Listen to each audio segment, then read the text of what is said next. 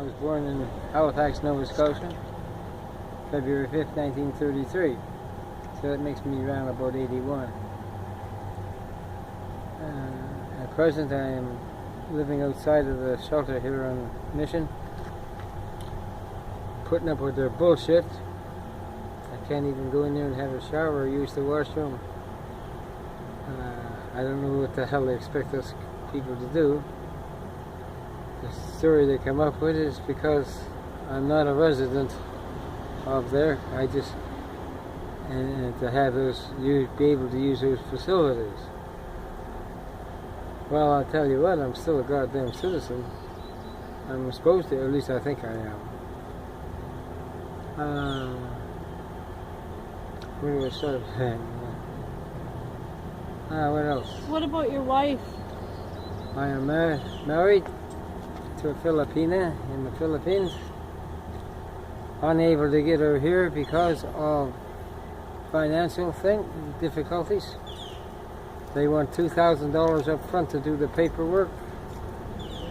And it would take 2 to 3 years down the road for to process that. How long have you been married? Going on about 18 years. And it's the only family I got at present, and I miss her sorely. This is what the price I pay for being a Canadian. They can't see my wife or my family. This is what the government, this government is doing to me. And they say we're the nicest country in the world, and I've traveled around the world. And everyone's saying, oh, you're a Canadian.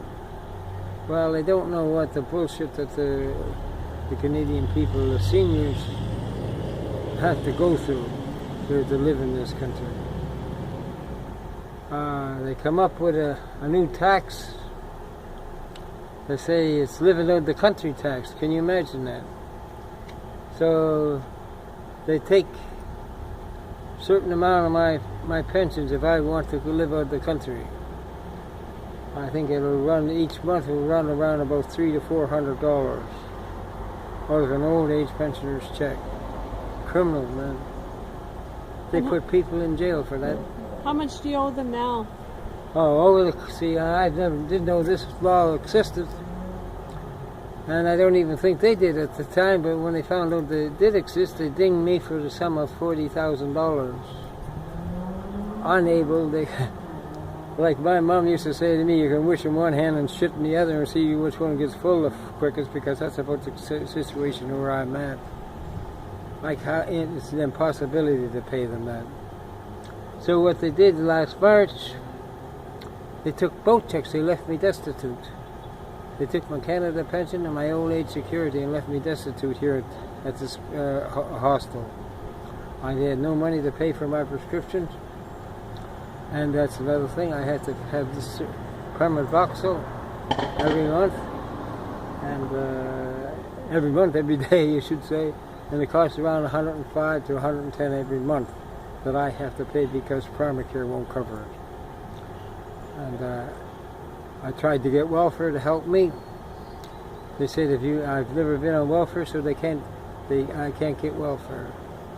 I couldn't get a bus ticket from them.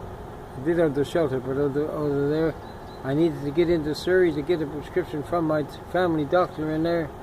They wouldn't help me at all, either with gasoline from my truck or a bus ticket to get in there. I think they want me to die anyway. Well, I'll get there in due time, but on my time, not on theirs. I don't know what's happening in this country, you know. The richest country in the world, and seniors got to put up with bullshit like this. Unreal. Just unreal. And, you know, that's criminal. I mean, any way you want to look at it, any way you want to cut that pie up, that's where it's at. And believe me, I'm not alone in this. I'm not just one individual case here, but they sure as hell are making a big deal of me. I got the MLA in Fleetwood working on this case. I got the MLA here from Maple Ridge and Mission Abbotsford area, supposedly working on my behalf. I got social workers. They're coming out my eyeballs. And the last one, I was in the hospital, she wanted to know how I felt. So I asked her, did she really want to know how I felt? And she said, yes. So I told her a little bit. She said, I'll look into it and I'll see it. That's the last time I've seen that one. They just don't want to help me. I don't know if they're singling me out as an individual, but they're sure as hell are doing a good job if they don't. So right now, oh yes, they took everything there last March.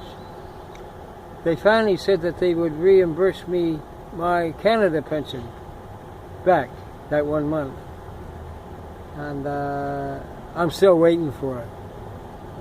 They said over pretty near 3 weeks now that they would mail out a check. Well, god damn it, it's a good thing I don't have to I starve to death before I get it. And that's Ottawa. I forget his last name, his first name is John. There's no way I can turn. I've turned every bloody avenue I can to try to get help, and I can't. That I have to pawn my computer I had, my phone, and my wife can't even phone me.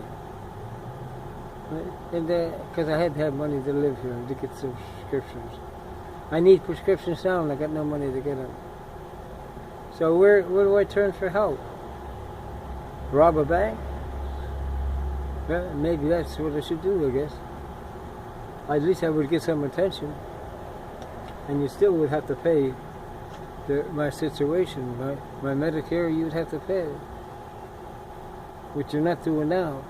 Oh, you'll pay for part of it, but the most important thing, I have restless legs, and if I don't get this medicine, I'm a basket case. I end up in the hospital. And that's one of the reasons I come back from the Philippines, was because you stopped my check over there. Same thing. And let me tell you, when you're broke in a third world country, you're really broke. So anyway, I got back here, and trying to get some help. I'm not getting it.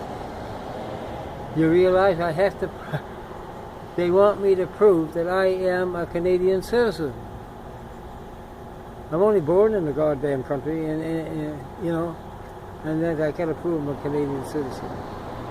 They say, well, we go on the assumption that you're out of the country. You got to be a resident of some country. Well, apparently they have not